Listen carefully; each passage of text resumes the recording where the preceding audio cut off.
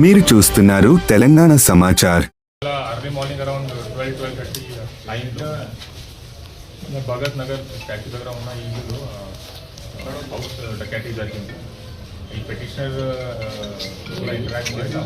తర్వాత scene of crime కూడా visit చేయడం జరిగింది. మనకి around 1 o'clock half an hour incident అయిన హాఫ్ అన్ అవర్ తర్వాత కాల్ వచ్చింది. అప్పుడు 1 SHO వాజ్ నౌ డ్యూటీ వస్తుంది కాబట్టి అక్కడే వచ్చి ఇక్కడ ఇన్వెస్టిగేషన్ స్టార్ట్ చేశాను. సో ఇప్పటి వరకు తెలిసిన ఫ్యాక్ట్స్ ప్రకారం అరౌండ్ 6 to 8 మెంబర్స్ ఈ ఇల్లు ఉన్న ఫస్ట్ ఫ్లోర్లో ఒక కారిడోర్ ఉంది, అక్కడ వెయిట్ చేశారు. రెగ్యులర్గా పెటిషనర్ 80-year-old పర్సన్ రెగ్యులర్గా అతను 12:30 టైంలో బయట వచ్చి స్విచ్ ఆఫ్ చేస్తారు లైట్. సో ఆ టైంలో బయట వచ్చినప్పుడు ఇతను చూశారు. సో చూసిన తర్వాత కరీంనగర్ నగరంలో మరి భగత్ నగర్లో మరి నిన్న రాత్రి ఒక దుర్ఘటన, మరి దొంగలు ఇంట్లోకి చొరబడి మరి ఒక ఫ్యామిలీని పూర్తిగా నిర్బంధించి మరి ఇంట్లో ఉన్న బంగారం, నగలు, మరి నగదు కూడా దోసుకొని వెళ్ళడం జరిగింది.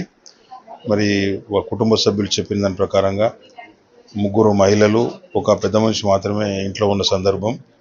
మరి ఆ పెద్ద మనిషిని కూడా బంధించేసి మరి మహిళను కూడా బంధించి దాదాపు 50 నుంచి 60 తులాల బంగారం, మరి 20 లక్షల నగదు క్యాష్ అయితే ఇటీవల కాలంలో చిట్టి డబ్బు ద్వారా వచ్చిన దాన్ని ఉన్న క్యాష్ను కూడా మరి తీసుకుని వెళ్ళినట్టుగా తెలిసింది. మరి పోలీస్ డిపార్ట్మెంట్ వారు కూడా దీనిపైన విచారణ జరుపుతూ ఉన్నారు. తప్పకుండా కూడా మరి కొంత అనుమానాలు వ్యక్తమవుతూ ఉన్నాయి. తెలిసిన వాళ్ళు, దగ్గర వాళ్ళే మరి వెనుక కారణాలు ఉన్నారని చెప్పేసి కొన్ని అనుమానాలు అయితే వ్యక్తం చేయడం జరుగుతూ ఉన్నది. తప్పకుండా కూడా మరి వారిని పట్టుకునే ప్రయత్నం పోలీసు వాళ్ళు చేస్తున్నారు. పూర్తి విశ్వాసం ఉంది కరీంనగర్ పోలీస్ డిపార్ట్మెంట్ పైన. ఆ దొంగలు పట్టుకొని మరి వారి రికవర్ చేసి మరి ప్రజల్లో ఒక విశ్వాసాన్ని కలిగించాల్సినటువంటి బాధ్యత కూడా పోలీస్ డిపార్ట్మెంట్ పైన ఉంది. కాబట్టి ఆ దిశగా మరి వాళ్ళు ఇప్పటికే కొన్ని ప్రాంతాలకు చేరుకున్నారు, బృందాలు కూడా చేరుకున్నాయని తెలిసినాయి. కాబట్టి 1-2 రోజుల్లోనే మరి ఈ యొక్క కేసును పూర్తి స్థాయిలో ఛేదించి పోలీస్ డిపార్ట్మెంట్ వారు మరి బాధితులకు న్యాయం చేస్తారని చెప్పేసి కూడా పూర్తి విశ్వాసం వ్యక్తం చేస్తూ ఉన్నాం. పెద్దలు మరి కేంద్ర హోంశాఖ సహాయ మంత్రి బండి సంజయ్ గారు కూడా ఎస్పీ గారు, సిపి గారితో మాట్లాడడం జరిగింది. వెంటనే ఎవరి కఠిన చర్యలు తీసుకొని ఎవరైతే ఈ ఘటనకు పాల్పడినో వారిని పట్టుకునే విధంగా చర్యలు తీసుకోవాలని చెప్పేసి, ప్రజలకు ఒక నమ్మకం కలిగించాలని చెప్పేసి వారు కూడా ఆదేశించినారు. కాబట్టి పోలీసు ఇప్పుడే సిపి గారు కూడా ఇక్కడ ఘటనా స్థలానికి వచ్చిపోయినారు.